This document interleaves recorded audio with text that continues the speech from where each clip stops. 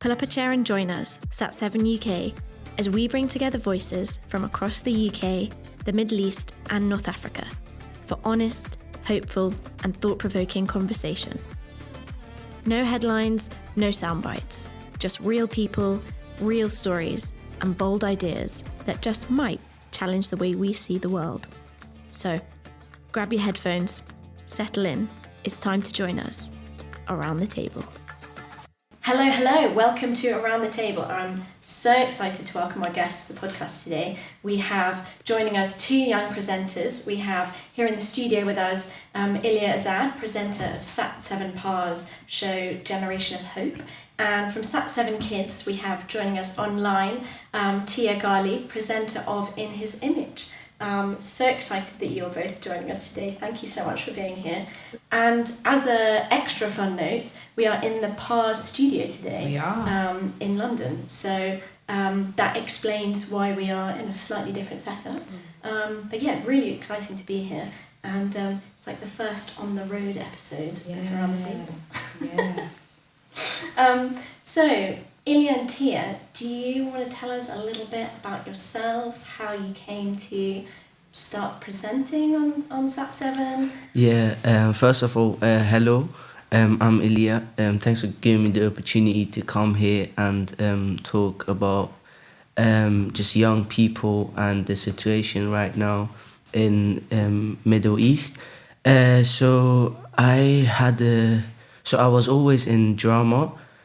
And we had a Christmas play in our church in North London, it's an Iranian church. And so, yeah, I performed good, I guess.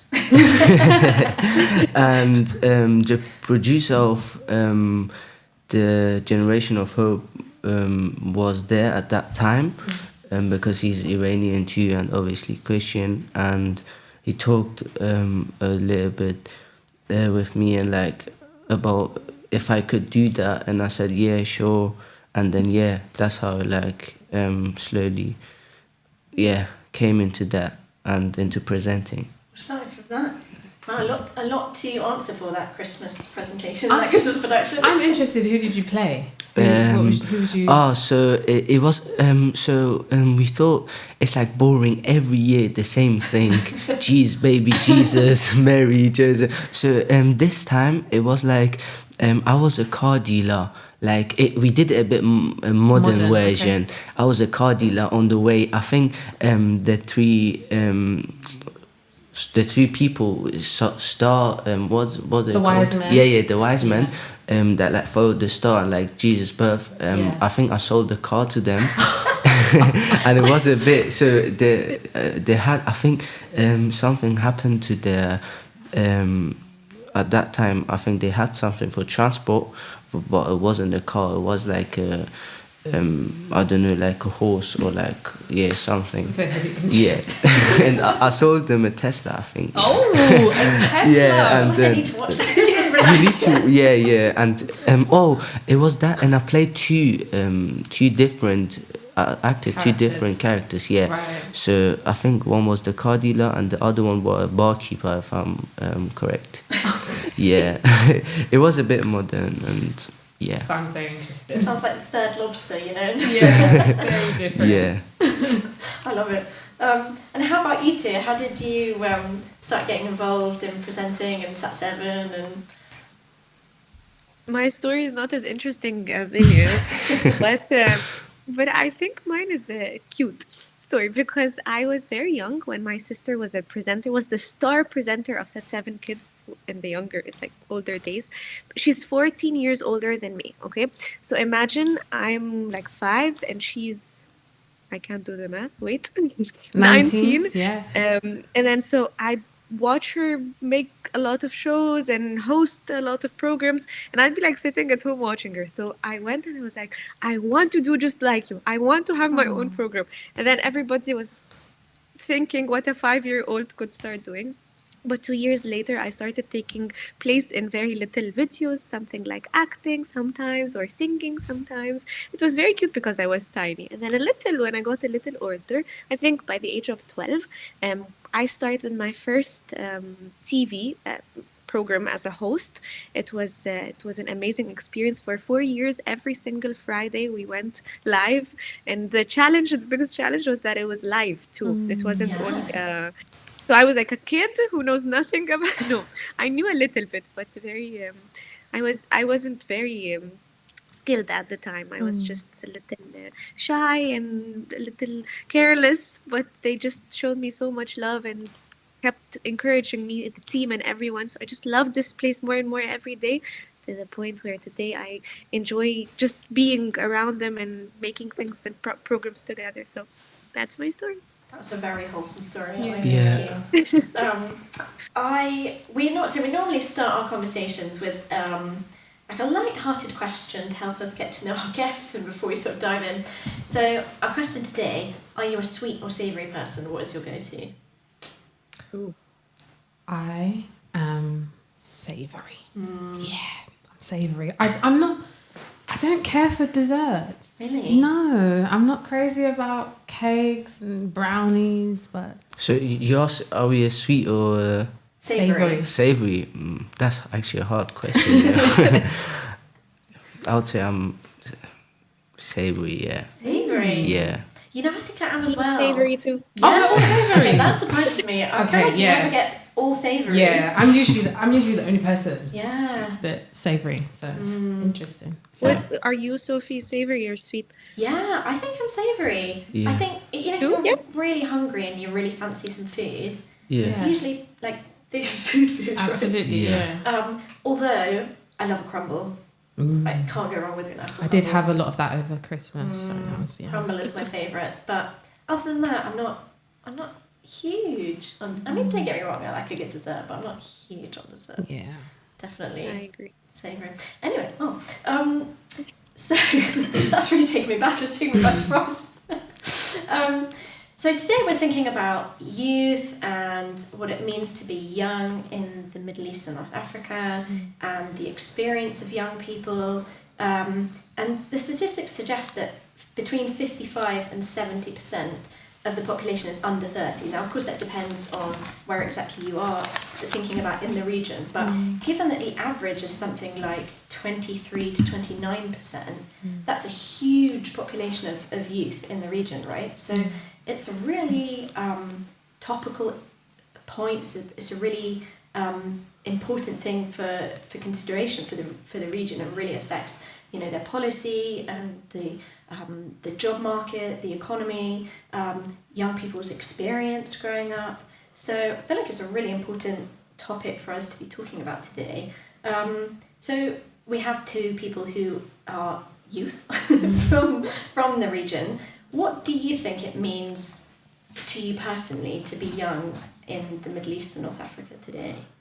I think especially in the Middle East, I'm sure it's quite similar in North Africa. It's really hard to be a young person because sometimes, not sometimes, like if I talk about Iran and if I talk about Afghanistan and these areas, you don't have access to schools, you don't have access to some things maybe normal for us. You wake up, you do you like morning routine, you do your stuff, and then you go to work, you go to school, or like to, I don't know, whatever you do. But young people in Iran, they don't have they have access to school, but poor education system. And it's like how it was 500 years ago here in the UK. So is a table that poor people become like even more. It becomes worse, and like rich people become richer every day, and so you don't have any opportunities. You finish your school. Some people may go if they finish school, they may go find a job, but they have to start with the hardest jobs and maybe like cleaning, or if you want good jobs, if you have no contacts and if you don't have money. I'm talking about like normal people, or if you have like if you say, oh, I want to study, you go to study, and after the studies, after your uni, after your masters, you go to somewhere to get a job, and they say you don't have experience. So what what should the young people do? And if they don't have contacts, if they don't have money, it's really bad. It looks really bad for them, and yeah, it's really hard. Yeah, I think trying to think of being like young people in the UK, right? Yeah. School education is such a huge part of daily life Yeah. that it's so hard to imagine Not having. Yeah, absolutely. And one thing that is also like, as a young person in the UK, even if you don't go to work, even if you don't have education, you get something from the government to live. In Iran and in Middle East, it is not like this. If you don't make your own money, then you don't have money. And so it's really hard because like the government is not helping you at all. Yeah, absolutely. Tia, what do you think personally?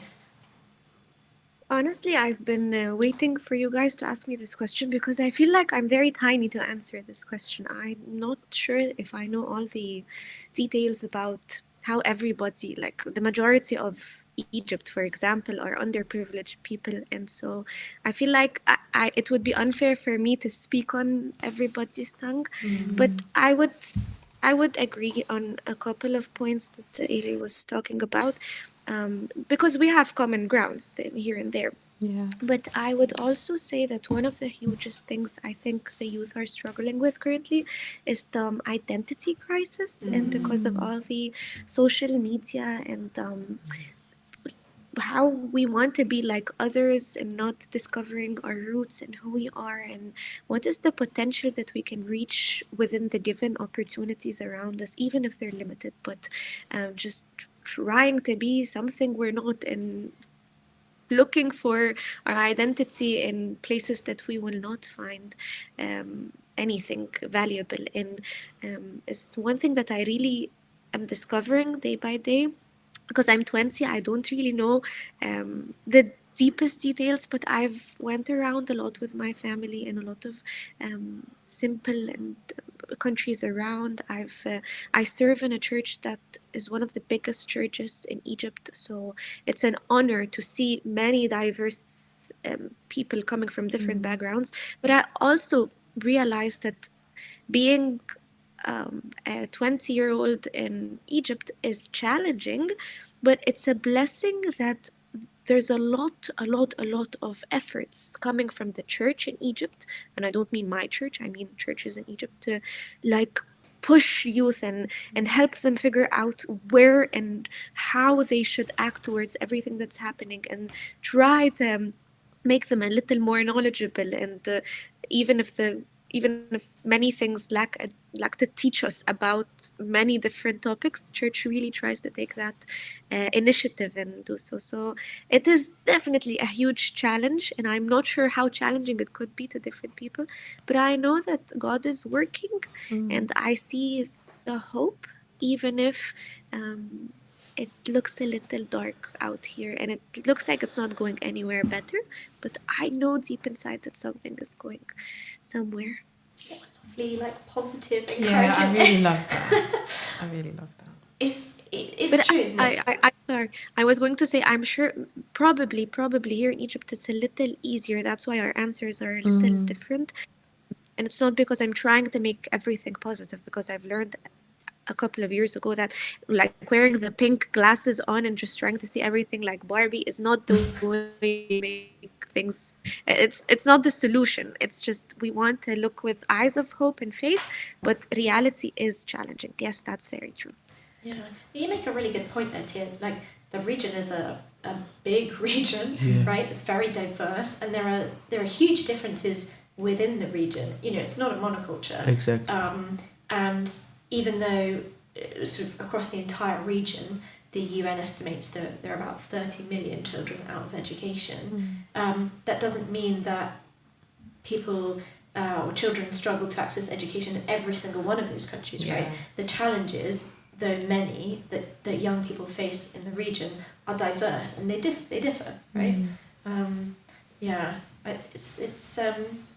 It's really tricky, isn't it? Because you mentioning earlier about Iran and Afghanistan, and conflict really decreases access to education, doesn't it? Yeah, but one thing that Tia mentioned is just really important when we compare Northern Africa and Middle East is that in Iran, in Afghanistan, as I'm talking especially about Iran, you're not allowed to be a Christian, you're not allowed to go to church. It's a Muslim country and you need to be a Muslim, and if you're not a Muslim, you will get persecuted. And I know people right now who are in jail because of their faith in Iran, and I know people that want to need to be stressed and need to go in some hidden places to worship God with 5 people, and it is not like open church, one of the biggest churches, and you can go there, you can worship, you can pray, and we Christians, we are together and we pray. It is not like this. In Iran you get persecuted. One of the things my mom so I was born in Iran, grew up there.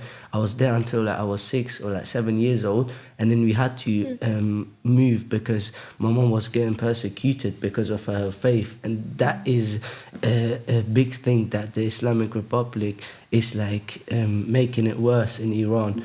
And I hope, like, if there is freedom, I'm 100% sure that right now I know that there are about 5 million Christians in Iran, and yeah. So it's a really blessed country, like in terms of Christianity, and in terms of 1 million people saw Jesus in their dreams and had a dream about Jesus in the past 10 years, and that is when you're a Muslim with a Muslim background.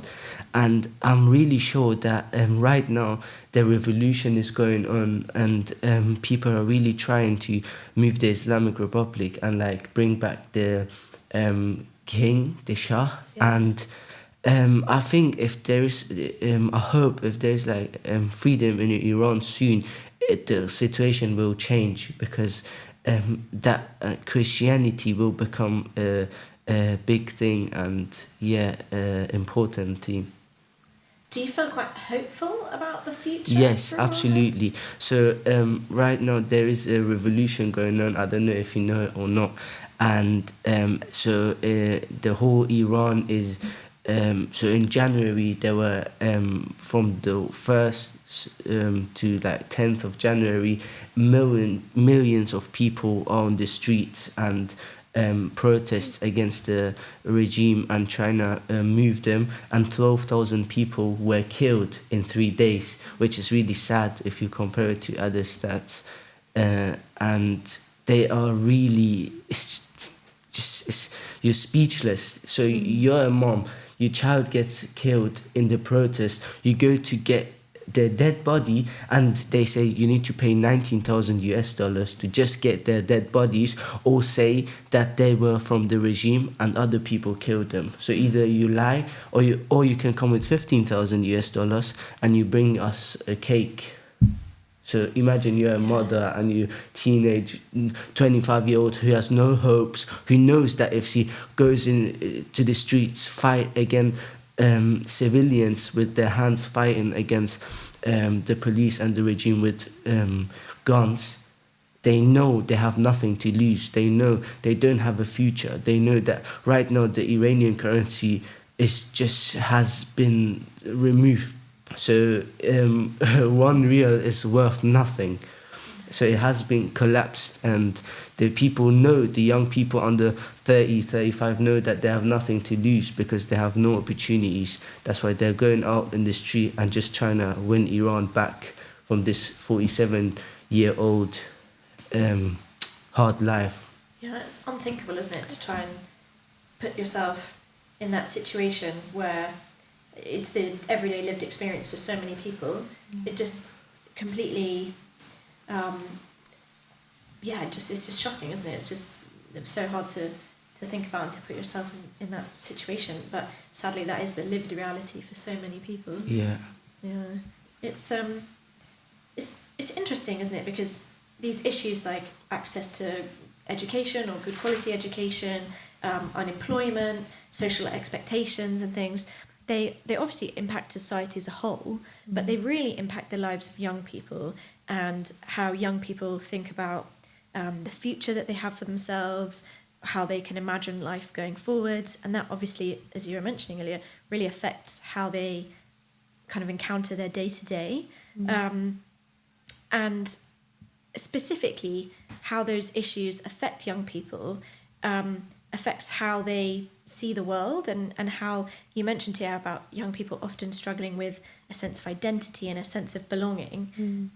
Of course, it's a broad region, and we can't kind of speak to the entirety in one go, but how do you feel that these tensions kind of show up in the day-to-day lives of young people, thinking about, you know, their social expectations, but thinking about their own cultural heritage and their own identity, and the kind of modernity, and how these things fit together, how their access to education impacts the way they see the future. I know, just curious to kind of dive into a little bit more about how this tension shows up in young people's lives, just in the everyday and the mundane.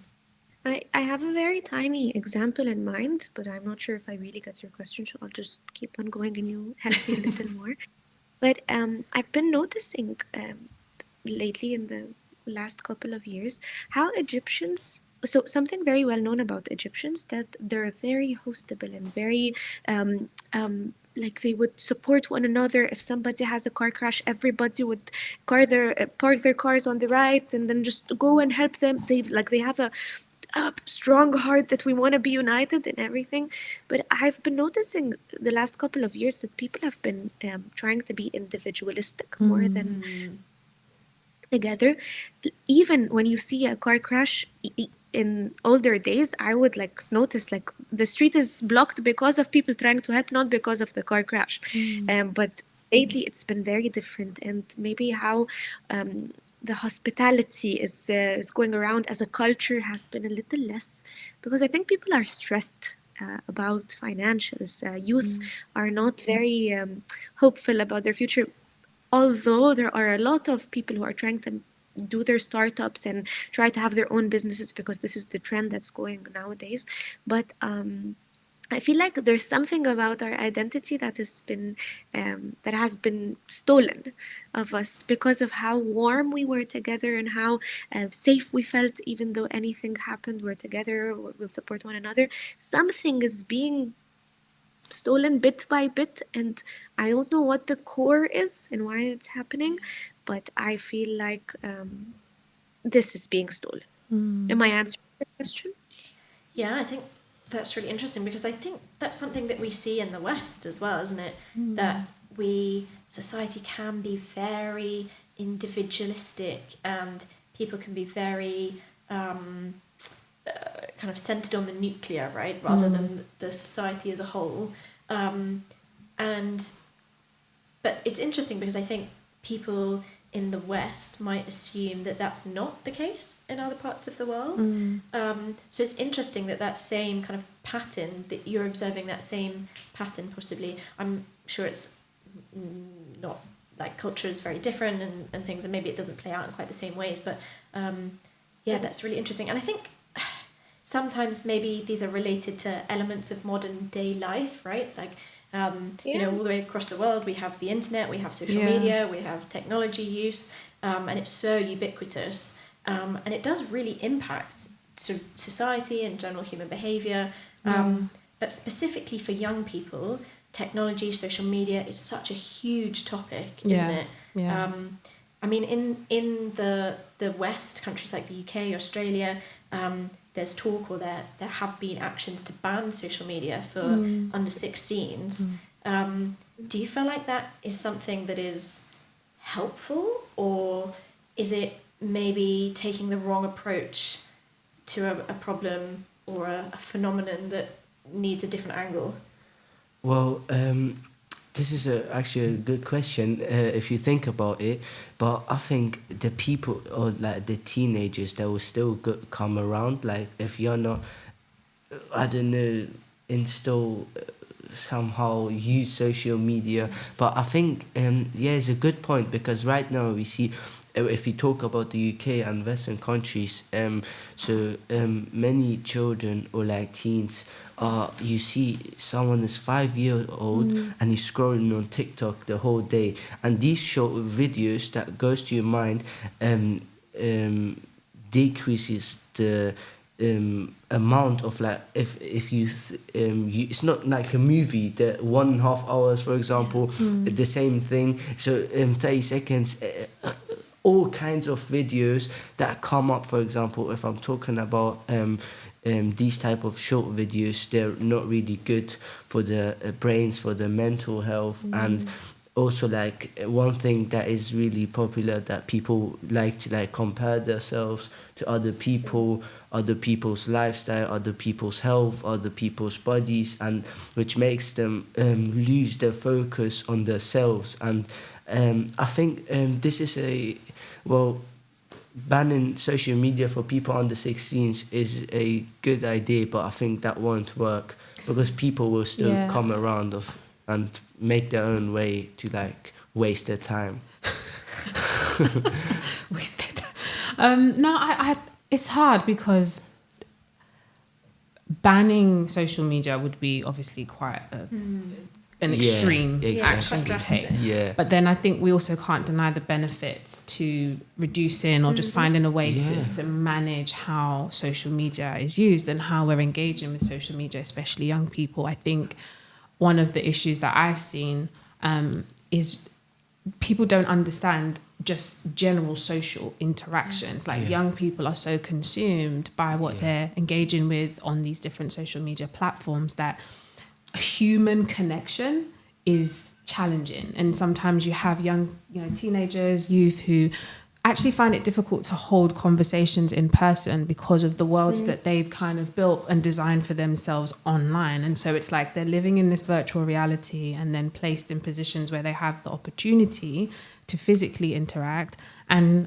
can't, which I'm thinking, okay, we need to find a way to manage social media. I don't think banning it would be best, because I do think there are positive parts of using social media, and it can be used as a tool. Access to education, just even look at what Sat7 is doing, and different things that we're doing to educate, to raise awareness, to encourage, to share the love of Christ, and different things of that nature. But we can't deny that social media is 100% presenting some problems.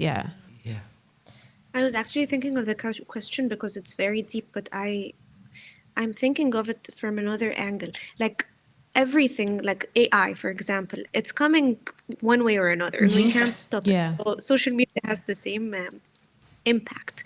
But the thing is that the secular plays are super skilled at making everything look very glamorous to the target audience.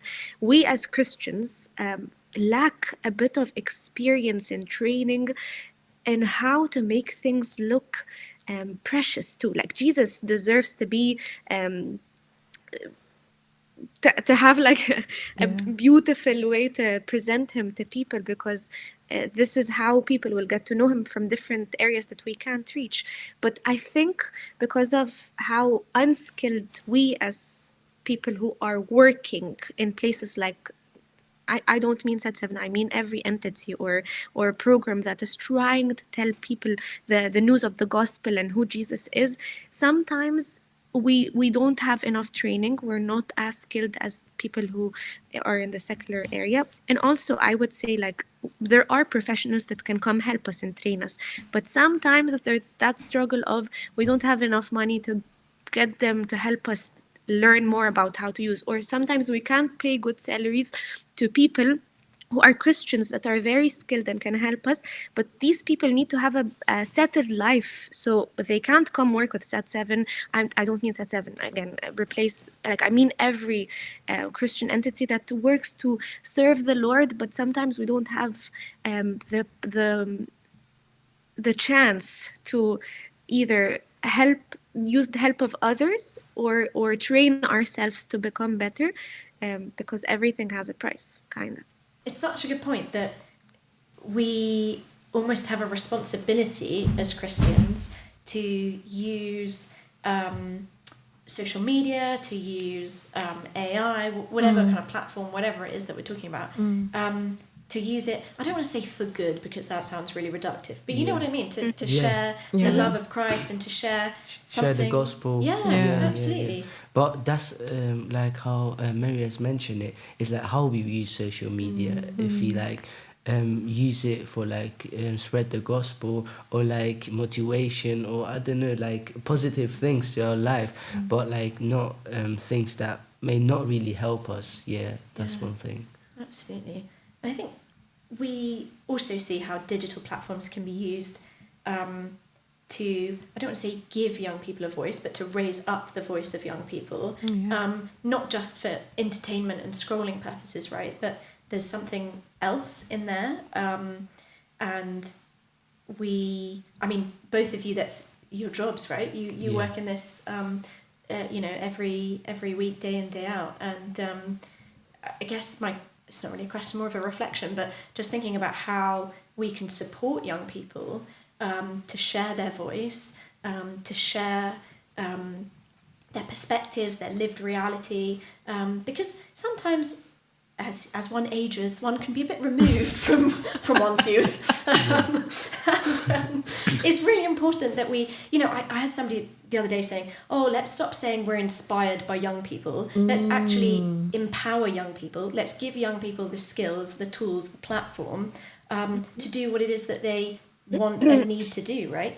Stop sort of giving it lip service and saying, I'm so inspired by a young person. But okay, well, you inspired me. Get do up something. and do what it is. I'm going to step back and make space for you. Yeah. I've noticed as well in turn, when you operate in that way, you, just to your comment, you actually end up feeling younger as well, because you're immersing yourself into the young person's world or the young people's world. And so it's beneficial. It helps. It's like, okay, we're doing this together. We're investing in the future generation. And that's really important. Like, we need to do more of that.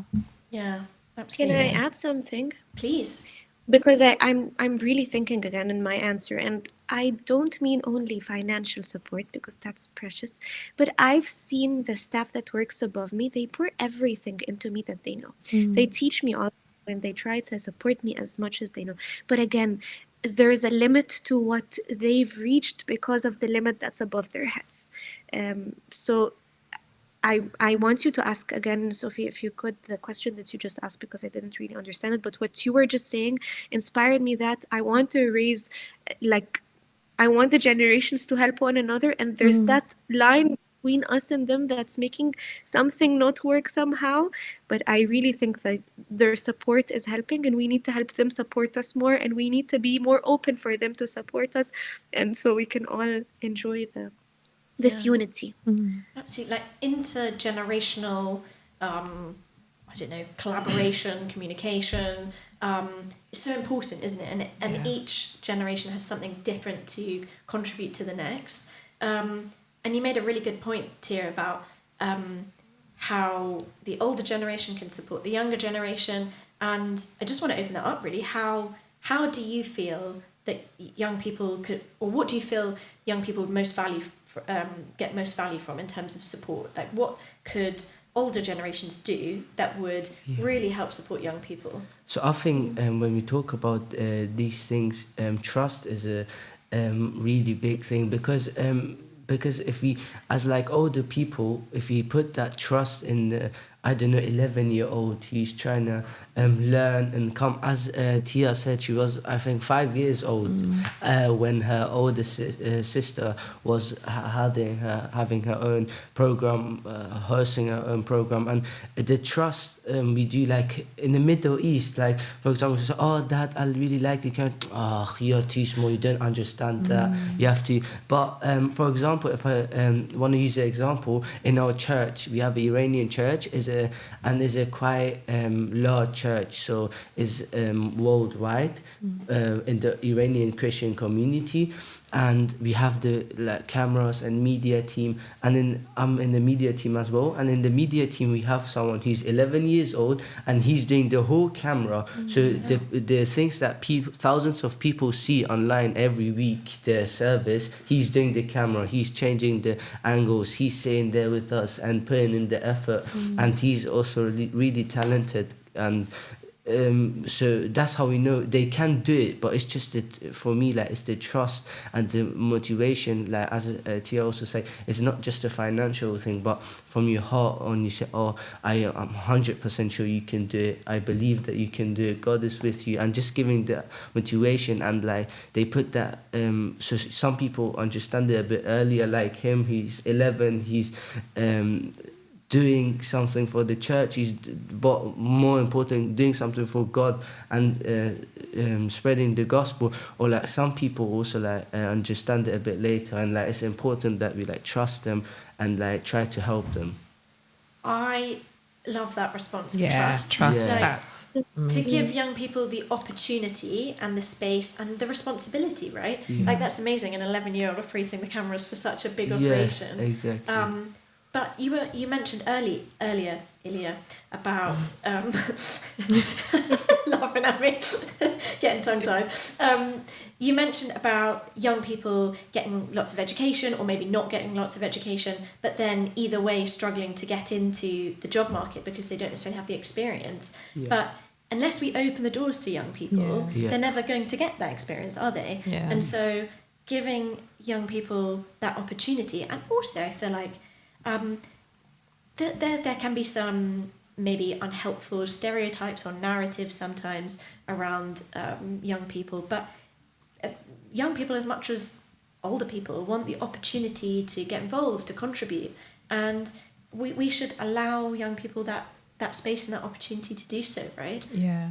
And I think particularly with, for example, like in the region, or let's take Iran, for example, like opening up those opportunities would be incredibly helpful, because it takes away the potential of a young person focusing on something that they shouldn't really be engaging in, or they shouldn't be entertaining, and it gives them just something more positive, shows them that there's purpose to their life, that they can grow in their passions, in their talents. And I just think that, yeah, presenting those opportunities more would really, really be helpful.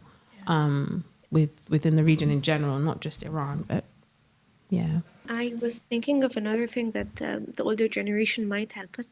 So when we say older generation, it could be people who are helping us at work, or people who open, like anything. But I believe the most people who we interact with who are older than us are parents. So maybe speaking a bit about youth and their parents in Egypt, in my country, I would really encourage parents to encourage their children to do extracurricular things.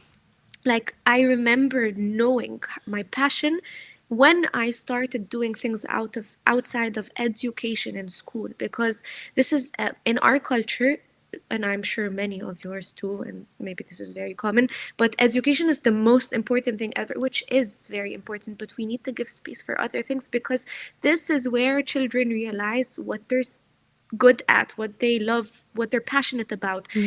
So my parents did a huge, great job in teaching me that.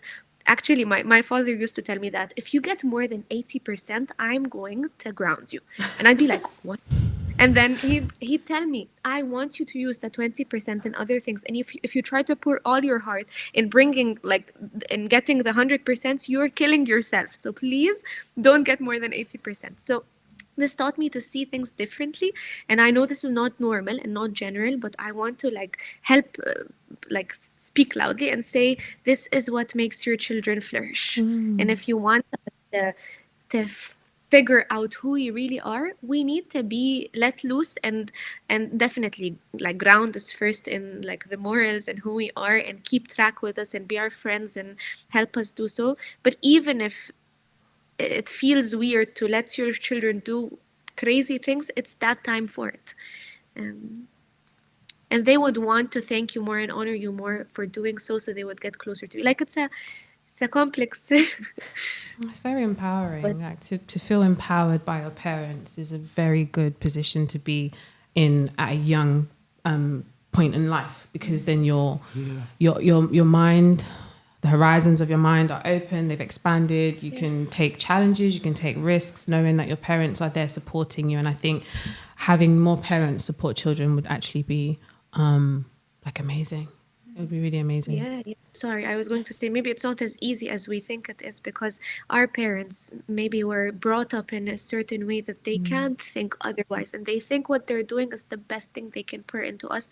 But like maybe if they hear us, me and Iliad, and the younger generation trying to tell them like a little thing, a little stuff, like opening a space for us to tell them what we really desire, and them figuring out somehow to make it possible for us in the healthiest way might change the how we think about it and how they think about it. Yeah. Yeah. It's like opportunity gives you the space to explore your passions, your likes, your dislikes, your gifts, your God-given gifts, Yeah. right? And how you can best kind of contribute to society. And without education, without opportunity to explore passions, so many young people in the region are missing out on that, right? Which is huge and obviously devastating for those individuals. I want to talk a little bit about faith or the faith that young people have in the region. And how do you feel that young people are kind of exploring these questions of identity and faith? And is there a bit of a kickback, do you feel, against kind of maybe parents' and grandparents' generations' way of doing things? Is there a pushback against religion in general, or is it more about kind of the ways of old and what feels maybe doesn't relate to, or they don't resonate so much with it?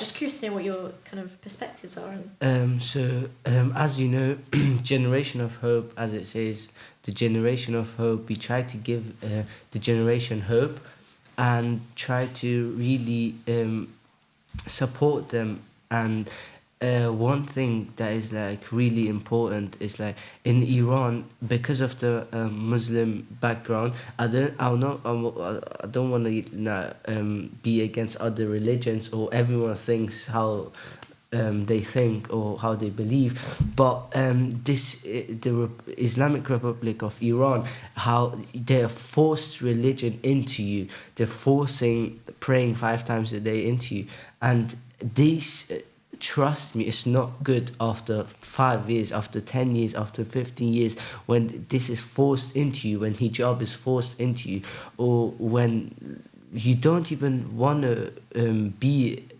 Muslim, but you need to. That how do I say it? That like weakens your character and weakens the ways you think. And also, if you want to compare, then when they think all the religions are the same, they think. Because Christianity is not a religion, it's not just how you follow just a certain way, a certain faith. It's like the way you follow Jesus, and we try every day to become closer and be like Jesus. Obviously we are human and it's different, but just the relationship to Jesus is obviously something else. And many young people in Iran don't understand that, and that's what we trying to do with our program. We trying to support them, we trying to give them hope and tell them that this is completely something else, and there's nothing forced, or if you do that you're gonna end up in hell, if you do that you're gonna this. And this is really important thing, because if that's forced into you, you just say, oh, you know what, I don't want none of them, and you just give it up. Yeah. I think it's such a beautiful point, right? That Christianity obviously is an organized religion, right? But I think many Christians don't necessarily resonate with it in that way. It's more about relationship, right? And you can't force somebody into a relationship. And of course, God doesn't force us into a relationship. It's all it's all about our free will, and we choose to enter that relationship with him.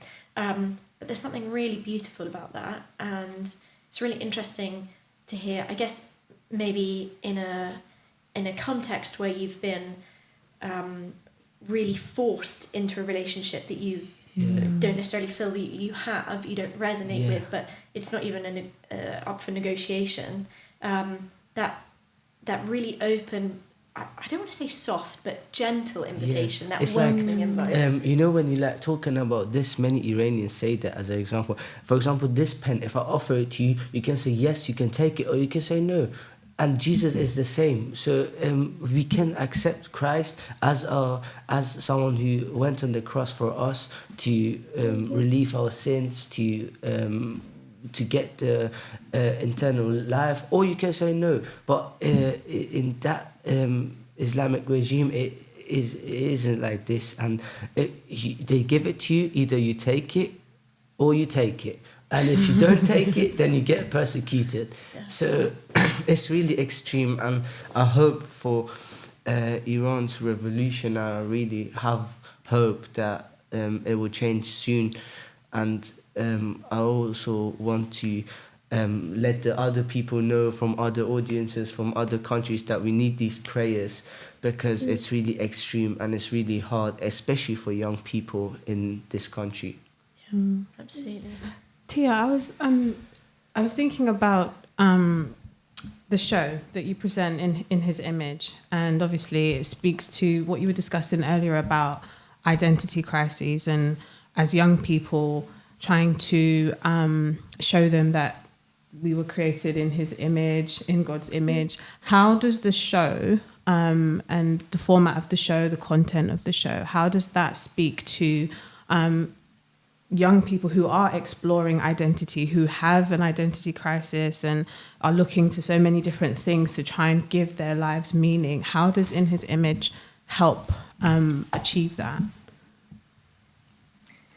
That's a precious question. I think the easiest way of answering this question would be that we first of all try to be in his image first, like we as visitors. So we start by, or we don't start by, but like, I won't take you on the sequence of the episode, but I'm a presenter, that the child, like as if I'm presenting what the children's perspective would be. There's another host with me who's called Karim. He's also like trying to present what these younger generations want to say, or how they act, or how would they have questions, and so on. And there's an older person who we always run to and ask questions, and so the funny thing is that we always try to balance between me and the host Karim. We try to balance between being normal kids who have questions and make mistakes and run with wrong mentalities and mindsets, but also have enough space to, not space, how would I say that? Like, we try to be normal and natural, but have in the little bits that Jesus has been shaping within me and Karim in the past years in our normal lives, to try to balance and show them how we can be in his image and we can try to become like Jesus, and we can be normal. It doesn't have to be, you don't need to be supernatural. You can be just a child and have wrong ideas and get them corrected and all of that, but have the hope of Jesus, and sometimes feel weak and sometimes feel strong, and then run to him, like all of that. So this is my first answer. My second answer is, how do we speak to them? And also my first answer is the most thing I'm proud of, because if you don't live what you try to preach, it's nonsense. So we try and we pray before the episode, and we gather and try to make things work together to make it as real as possible. So this is one thing. And the other answer would be that we try to use every single new technology, every single advancement that we could to attract children, because at the end of the day, again, we're competing with the secular world. So we use AI to create videos that tell these children more about biblical stories that have the same of historical, like Moses, like whoever, who had the same problem as what we're negotiating now in 2026. So we try to connect them with the Bible as much as we can, so they can know that this Bible is not a historical book. It's a living truth that still speaks to us till today. So that's another way how and we also try always to reflect on how Jesus deals with that, or how Jesus shaped within us in this episode, in this particular topic, and how, like, all of this. So these are the two main big answers I have. Maybe. Yeah. No, that's very helpful. That's Amazing. Sounds like you're doing great work. It's an honor, honestly. This is maybe a silly question, but do you enjoy, like, what are the most enjoyable aspects of your jobs?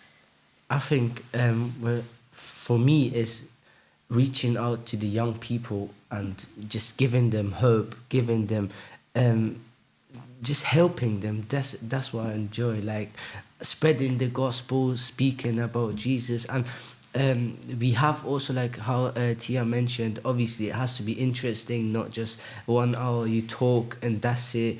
We have also like different parts. So we have so in season 1 we had character of the week is always a successful person who's Christian, and we talk about their lives, actors, athletes and stuff like this, and who spread the gospel with their success.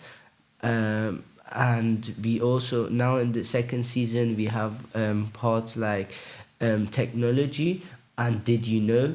Did you know it's about history, and technology is like about what's going on in today's world. And yeah, we also have a someone who's like a priest or someone, a specialist who's every week who's coming and talking about these things. And I just enjoy it to reach out to the people and yeah, just give them hope. Just that's the only thing I can do, because yeah, and just pray and get forward. It's super powerful though, isn't it? Hope and of course prayer as well. And I think that leads nicely. What can, if there's something that our listeners are thinking about, what they can be praying for, what they can be doing, what would you like to ask for prayer for generally for your individual programs, or specifically for a particular issue in the region affecting young people? And I think also my question would be, what messages or what stories do you really want people to know about being a young person in the region today? What kind of takeaway would you really like people to have? Yeah, so about you said about the prayer thing, I can answer it with one word, and that's freedom. If the people have freedom, they can decide, they can discover new things. And yeah, as I said, it's not easy to live a life as a young person in the Middle East, especially Iran. And you may say, oh, you can't talk about everyone, but it is just accept the people, the children of the government, and are not much. Other people are struggling, and the inflation is really bad, and it's just, you just pray for revolution. Just pray that 47 years now, I don't know if you know or not, before that it was a king in Iran, and it was a kingdom like in the UK, but then with lies and occupying people, the mullahs came, and Khomeini was his name, and he said, oh, you will have free petrol, you will have free, because Iran has a like oil and stuff, and you have this and that for free, and the people, they believed it. And the king said, it's all right, I'm not gonna force you, it's democracy, and I'm not gonna force you to, it's all right, but I'm just telling you, once if I go, it's gonna be hard to replace them, like bring me back. And that is like since 47 years now, the people are struggling, and it gets worse and worse and worse every day. And we just pray, and we go on protests, the big protests going on every day, that we can win Iran back. And this is not the Iran that people think. Many people may think terrorists, like many terrorists, many, I don't know, poor country. This is not what Iran is. Iran is what it was before, what it was during the kingdom. And we just want to pray that it becomes free, and yeah, it changes. How about for you, Tia? I have 4 prayers. These are the ones on my mind right now, and I'm sure we need a lot more, but I totally want to support your uh, one need for freedom, and I will keep on praying for that. And I think Egypt needs, set 7 staff. I pray that this is a very weird thing to pray for, but I love this word, the jealousy of Jesus's heart to be poured on us, because I feel like the more we feel that it's none of our business, or it's fine that kids are growing up not knowing more about Jesus and just settling with this fact, uh, it ruins, because this is not how Jesus feels. He feels like very jealous for every single kid and every single child and every single heart. So I pray that we have more of that, and I think this is what will keep on pushing us to do more and act and learn more and seek more. And this is very important. I pray for open eyes for the staff and for the kids watching us, because I feel like we see a lot, but we don't give chance for our spirits to interact too. So like the Bible verse that says like our spirits can see, and so it can observe way more than our eyes can see, and it can interact with the Lord more and like connect with him more. So the more we give space for our spirits to see more and love the Bible more, I pray that these kids um, have like this new horizon open for them, that it's not all about what their eyes see, but Jesus has so much more and the Lord has so much more to show them. So this eye-opening um, boom to happen. I also pray for heavenly creativity, because I really, really get how we're so limited as staff, we're so limited as humans to think like we know we have the best ideas, or we have the best thoughts for this new episode, to have a lot of new ideas, but we're very limited. So unless the Lord gives us heavenly creativity, we're going to be very stuck, which I'm really praying for. And the last and final thing is to reach more people, because I've been realizing how we speak to a huge number of kids in the region, a lot, and more than anything we can ever ask for.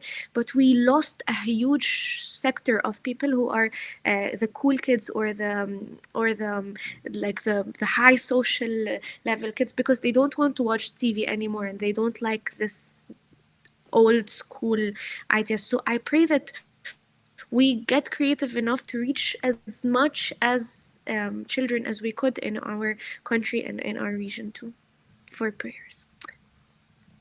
We'll definitely be praying for those. Hey. It's been such a privilege to talk to you both today. Yeah. And some really important takeaways, particularly those prayers, things that we and our audience can be praying for going forward.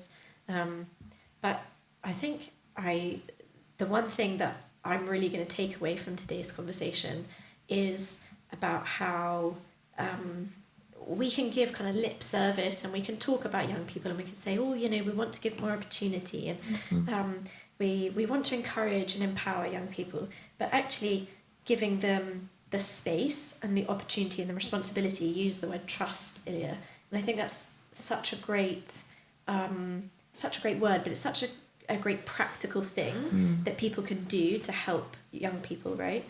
And it might feel difficult for us in the UK, for example, to think about how we can give children in Afghanistan opportunities and responsibility. And of course, that's not necessarily something that we can do in the day-to-day, but that's absolutely something we can be praying about, right? Yeah. And we have 5 really practical, specific prayers. And I think that's really important. Like, we know prayer is powerful. Prayer changes things. And sometimes when you're quite far physically removed from these situations, it can feel maybe a bit daunting or overwhelming to even think about what we can do. Yeah. But prayer is such a practical, powerful tool that we have at our disposal, right?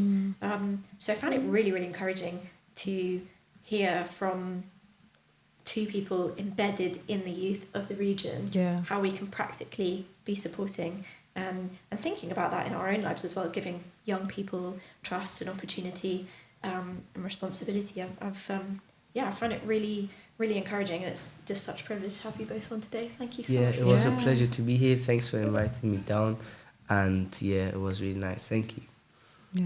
Thank you for everything. Oops, sorry. I cut. No, I was just thanking you guys. No, it's been such an amazing conversation. I feel very refreshed, and I don't want to use the term I feel inspired by the young people, but it's like, do you know what I mean? It's honestly such a refreshing conversation to have and hear your story, and thank you for the work that you're doing as well, with the programs going on and presenting. That takes a lot of courage, a lot of bravery, and you're doing it, and you're presenting yourselves as the faces of Jesus to some extent, and that's just so beautiful. And I was going to say my take home as well would have been what Ilya had said about trust, but Sophie snatched it from me. So I'm also going to say it links into what Tia had said about the jealousy of Jesus. Yeah. We honestly cannot just kind of close our eyes and pretend as if certain things aren't happening, aren't taking place.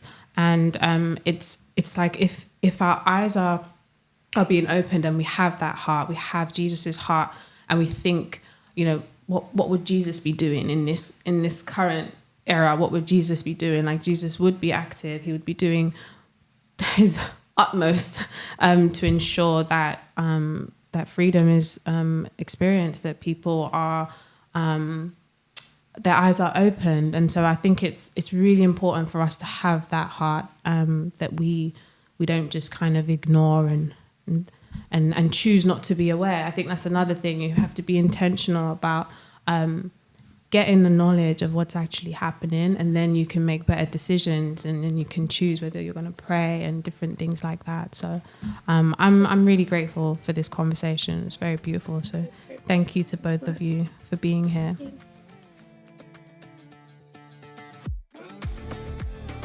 Thanks for joining us around the table. If you enjoyed today's conversation, make sure to hit follow or subscribe wherever you listen to your podcast, and maybe even leave a quick review. It really helps others to find the podcast. You can keep the conversation going with us on socials at Sat7UK, or find out more at sat7uk.org. Join us next time as we share more real stories and bold ideas around the table.